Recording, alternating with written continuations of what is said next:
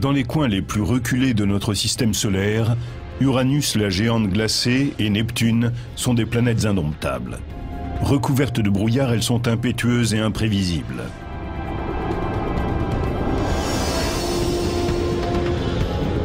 Sur Neptune, on trouve les vents les plus rapides du système solaire. Sans prévenir, son grand point noir apparaît ou disparaît. Uranus possède un grand nombre de lunes qui se pressent autour d'elle. Des collisions sont inévitables.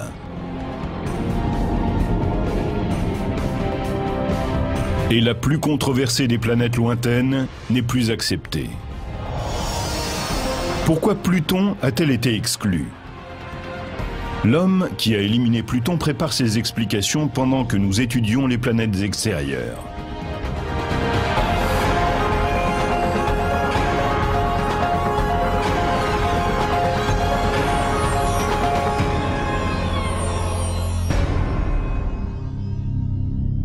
Voici l'homme qui a éliminé Pluton.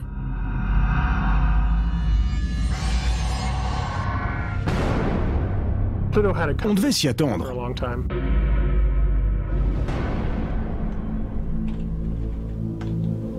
Chercheur à l'Institut californien de technologie, le Caltech, Michael Brown, après une série d'études, a supprimé Pluton de la liste, réduisant à 8 le nombre de planètes du système solaire.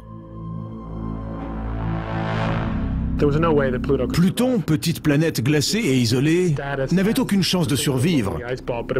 Elle devait être supprimée. Et elle l'a été.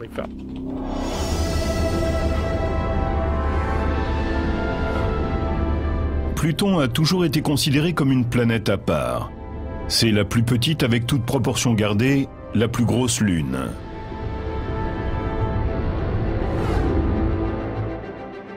Son orbite est la plus inclinée de toutes et la plus excentrée.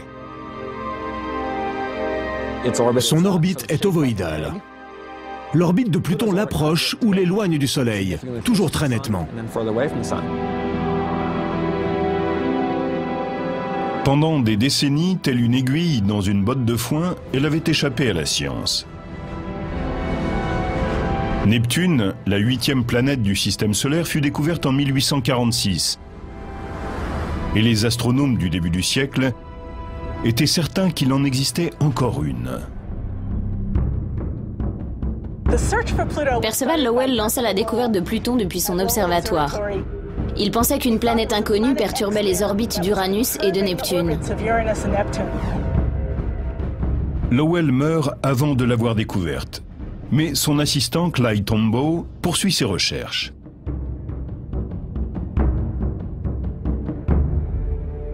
En 1930, Tombaugh, alors âgé de 24 ans, photographie un objet en faveur de la thèse de Lowell. Ce résultat est révélé au monde entier et la planète reçoit officiellement le nom de Pluton. Pluton est-elle la planète inconnue? Les experts objectent qu'elle est trop petite et que sa masse est trop faible pour perturber les orbites d'Uranus et de Neptune, ses voisines géantes. Depuis, les astronomes ont d'ailleurs prouvé que la fameuse planète inconnue n'existait pas. Ils s'étaient basés sur une mauvaise estimation de la masse de Neptune. Si Pluton n'est pas la planète inconnue, est-elle néanmoins une planète? Une planète est d'abord quelque chose qui erre dans le ciel, c'est-à-dire qui est en mouvement par rapport aux étoiles. Pour les Grecs, la Lune était une planète, le Soleil aussi, mais pas la Terre. Bien sûr, quand on a su que la Terre tournait autour du Soleil et la Lune autour de la Terre, cette définition a évolué. La Terre est devenue une planète, le Soleil et la Lune ont été éliminés de la liste, il en restait donc 6. Puis on a découvert Uranus, Neptune, cela faisait donc 7, puis 8. On pensait que Pluton, plus petite que la Lune, était de la taille de Mars. C'est ainsi que Tombaugh, un jour, a découvert la 9e planète. Personne ne s'est posé de questions. Ne sachant comment nommer cette petite boule étrange et isolée, on l'a appelée planète.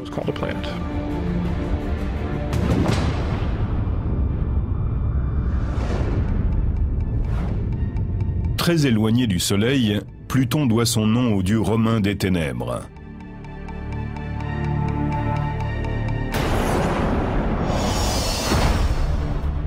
Au moment où elle est le plus proche de la Terre, elle en est encore à plus de 4 milliards de kilomètres. Son diamètre est d'environ 2400 km, soit la moitié des États-Unis. Sa révolution autour du Soleil dure 248 ans. Un jour sur Pluton est l'équivalent de 6,5 sur la Terre. Un homme de 68 kg n'en pèse plus que 5.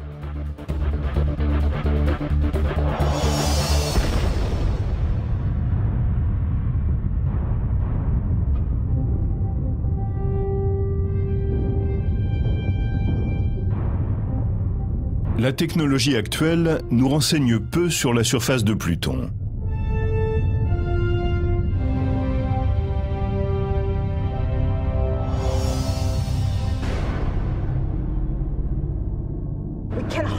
Pluton est très difficile à observer. Même avec le télescope spatial Hubble, on obtient une image de quelques pixels seulement. À certains endroits, elle est noire comme du charbon.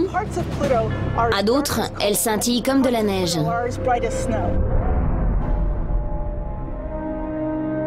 Même à distance, les experts peuvent mesurer sa composition. Les parties brillantes de son sol seraient composées de 3 sortes de glace.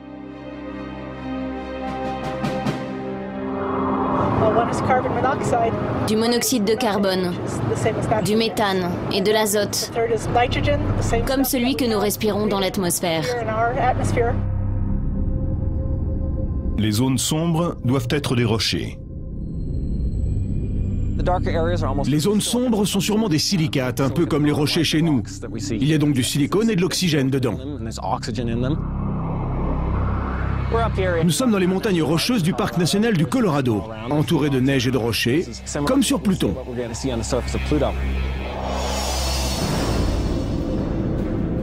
Sur Pluton, un promeneur découvrirait un endroit très sombre, malgré la neige.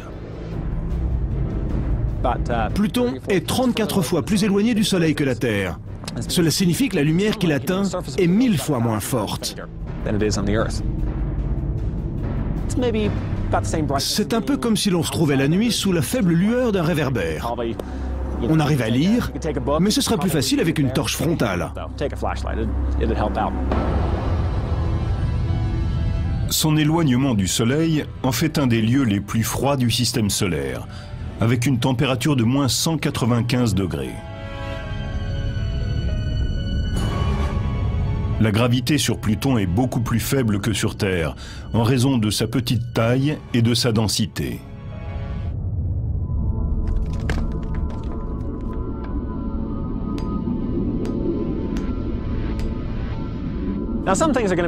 Par contre, si vous aimez l'escalade, sur Pluton, ce sera plus facile. Exactement le contraire d'ici. Sur Pluton, la gravité est 15 fois plus faible que sur Terre. Debout sur Pluton, vous ne vous envolerez pas. Mais si vous faites de la varap, il vous faudra une corde, car votre chute serait considérablement accélérée. Alors n'oubliez pas de prendre une corde.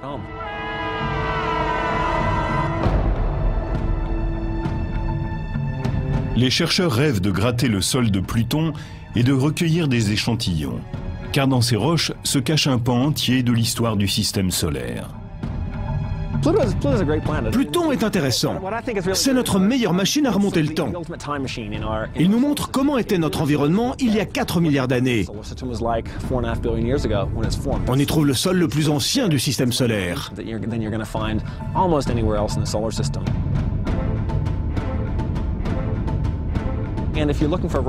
Vous ne trouverez jamais sur Terre un rocher vieux de 4 milliards d'années, car la Terre se recycle continuellement. Le mouvement des plaques tectoniques aspire ces matériaux dans le manteau et les volcans les recrachent à la surface. C'est pour ça que la surface de la Terre est plus jeune que celle de Pluton.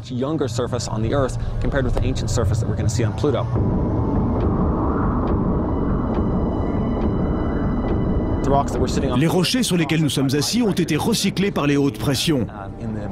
Sur Pluton, c'est plus primitif.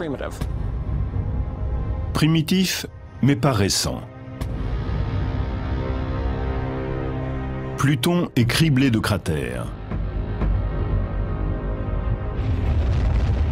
Ce sont les astéroïdes ou météorites qui, en touchant le sol, creusent ces cratères. Ces parcelles du système solaire n'ont pas réussi à fusionner pour former une planète. Sur Pluton, il n'y a ni atmosphère, ni glacier, ni vent, ni pluie, donc aucune érosion. On y trouve surtout de nombreux cratères formés par les impacts.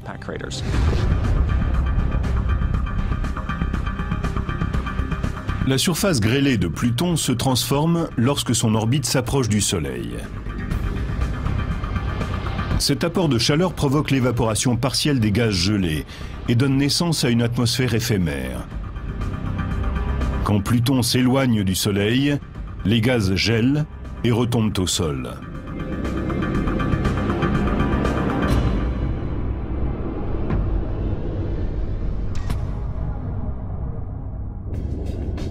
Depuis plus de 75 ans, cet objet éloigné a été considéré comme la 9e planète. Pourquoi ce petit rocher glacé a-t-il été tellement controversé? Pourquoi Pluton a-t-elle été exclue du cercle très fermé des planètes du système solaire?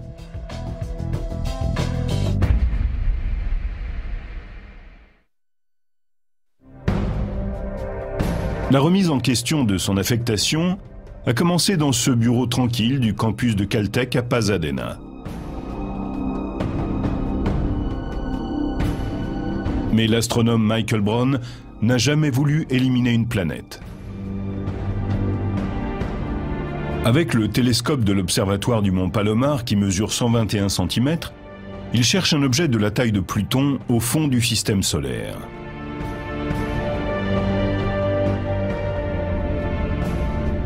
Et il finit par le trouver en 2005. Il découvre un objet plus gros que Pluton avec sa propre lune, tous deux tournant autour du Soleil.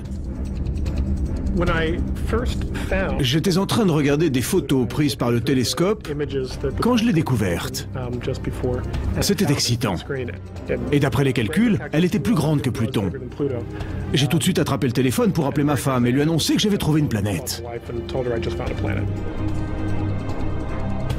Si depuis 75 ans, Pluton est reconnu comme une planète, pourquoi l'objet découvert par Michael Brown ne l'est-il pas lui aussi?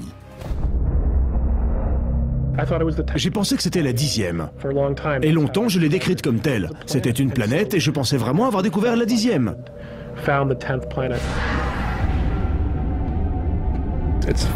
Elle est plus grosse que Pluton de 5% et probablement constituée des mêmes matériaux. Des rochers à l'intérieur, de la glace à l'extérieur, avec une mince couche de givre qui s'évapore pour former une atmosphère éphémère, comme sur Pluton. Elle a un cycle lunaire de 16 ou 17 jours, comme Pluton. Et sur bien des points, elles se ressemblent comme des jumelles. Comme si la petite ayant mangé un peu plus que sa sœur était devenue un peu plus grosse. Michael Brown veut l'appeler Xena, comme la princesse guerrière d'une série télévisée. Mais c'est Eris, la déesse grecque de la discorde, qui est choisie. Ce nom est tout à fait approprié, car cette découverte déclenche une tempête dans la communauté astronomique.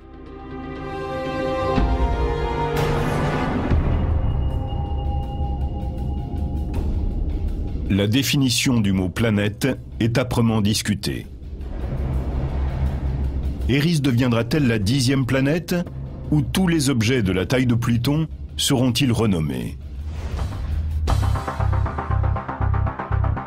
Le sujet est débattu en 2006 lors de la conférence de l'Union internationale des astronomes à Prague. Et un vote permet, pour la première fois, de définir scientifiquement le mot planète.